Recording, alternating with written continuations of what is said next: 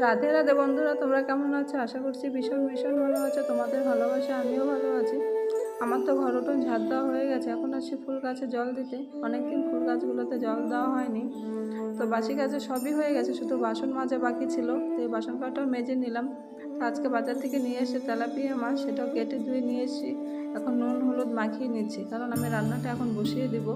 আজকে মাছটা রান্না করব লাউ দিয়ে, আর সঙ্গে করব টমেটোর চাটনি আর মিষ্টি কুমড়ো ভাজা। আজকে আর বেশি কিছু করছি না, কারণ আজকে বাড়িতে লোক সেরকম নেই। আর এই যে মাছটা আমি ভাজা বসিয়ে দিয়েছি। তো আমার ভিডিওগুলো তোমাদের কেমন লাগছে সেটা কমেন্টের মাধ্যমে জানাবে।